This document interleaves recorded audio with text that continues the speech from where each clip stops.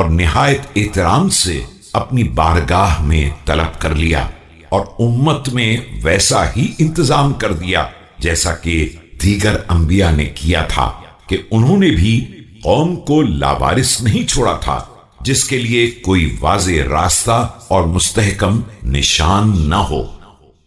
قرآن اور احکام شرعیہ، انہوں نے تمہارے درمیان تمہارے پروردگار کی کتاب کو چھوڑا ہے، جس کے حلال و حرام، فرائض و فضائل، ناسخ و منسوخ، رخصت و عزیمت، خاص و عام، عبرت و امثال، مطلق و مقید، محکم و متشابہ، سب کو واضح کر دیا تھا، مجمل کی تفسیر کر دی تھی، گتھیوں کو سلجھا دیا تھا۔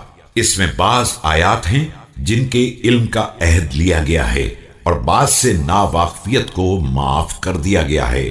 بعض احکام کے فرض کا کتاب میں ذکر کیا گیا ہے، اور سنت سے ان کے منسوخ ہونے کا علم حاصل ہوا ہے، یا سنت میں ان کے وجوب کا ذکر ہوا ہے، جبکہ کتاب میں ترک کرنے کی آزادی کا ذکر تھا۔ بعض احکام ایک وقت میں واجب ہوئے ہیں اور مستقبل میں ختم کر دیے گئے ہیں۔ اس کے محرمات میں بعض پر جہنم کی سزا سنائی گئی ہے، اور بعض گناہ صغیرہ ہیں جن کی بخشش کی امید دلائی گئی ہے۔ بعض احکام ہیں جن کا مختصر بھی قابل قبول ہے اور زیادہ کی بھی گنجائش پائی جاتی ہے۔ ذکر حج بیت اللہ، پروردگار نے تم لوگوں پر حج بیت الحرام کو واجب قرار دیا ہے، جسے لوگوں کے لیے قبلہ بنایا ہے، اور جہاں لوگ پیاسے جانوروں کی طرح بے تابانہ وارد ہوتے ہیں اور ویسا انس رکھتے ہیں جیسے کبوتر اپنے آشیانے سے رکھتا ہے۔ حج بیت اللہ کو مالک نے اپنی عظمت کے سامنے جھکنے کی علامت اور اپنی عزت کے ایقان کی نشانی قرار دیا ہے۔ اس نے مخلوقات میں سے ان بندوں کا انتخاب کیا ہے جو اس کی آواز سن کر لبیک کہتے ہیں اور اس کے کلمات کی تصدیق کرتے ہیں۔